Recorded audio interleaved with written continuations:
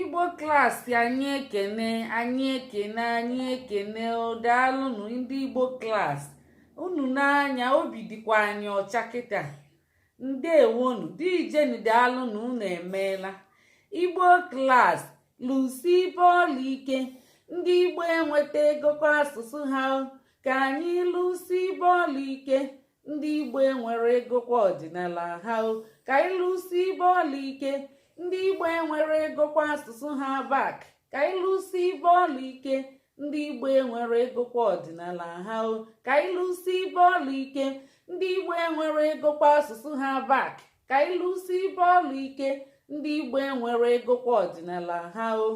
daalụnụ o nwere ihe ọzọ na-etufughị oge unu anyị na-ekene unu ka unu si wee gbakọta na Zoom anyị wee nwee ọmụmụ akwụkwọ taa anyị gụrụ akwụkwọ na Zoom ka esi zakọọ ka eze azụ dị anyị obi mma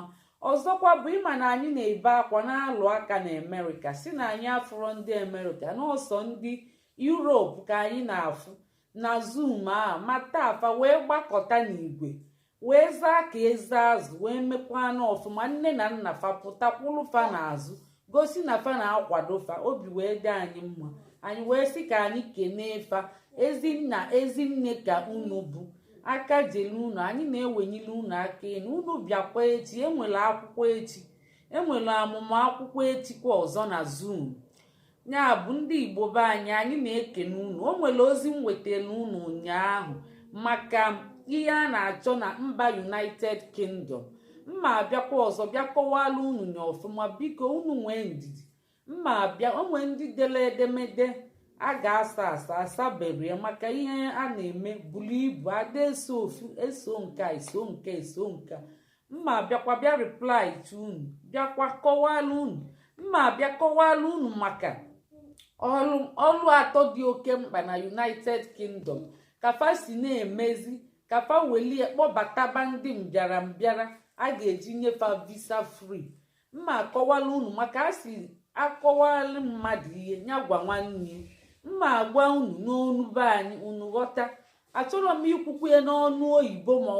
unu jegwabịa ndị ọzọ kafa bulu unu ụzọ walụbịaba n'ọchịchị unu achọrọ m inyegoju unu ozi ọma ahụ welie kọwala unu ka unu si ga-emekwa abana ka asụ ọnya nri ya bụ mma abịa ọzọ maka ya speshal bịa kọwala unu onwe ụzọ ọlụ atọ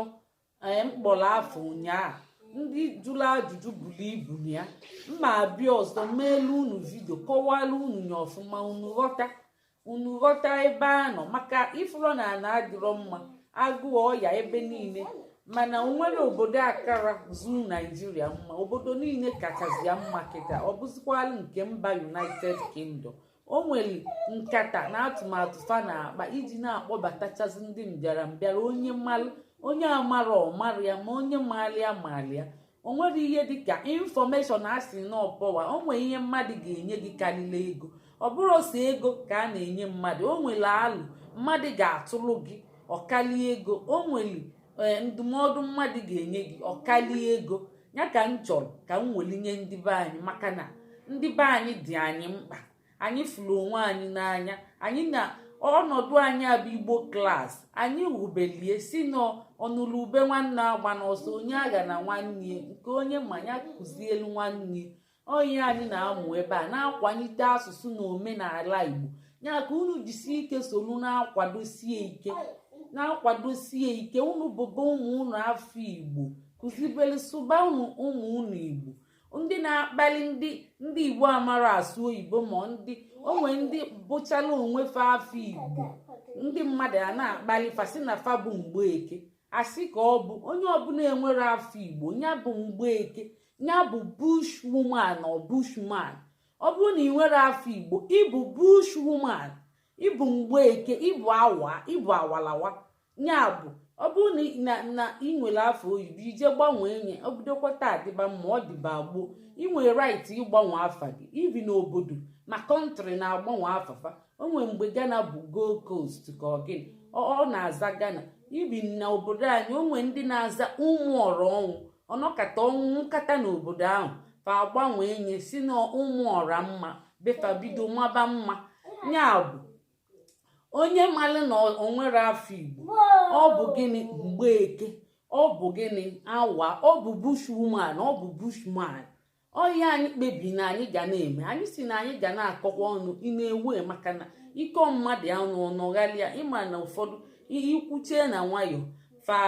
jos tile okwu wufuo. Nya bụ anyị bịa isheki ịmago jinja dị zwaga. Ọhịa anyị bịa ime ịkụnyite ndị be anyị.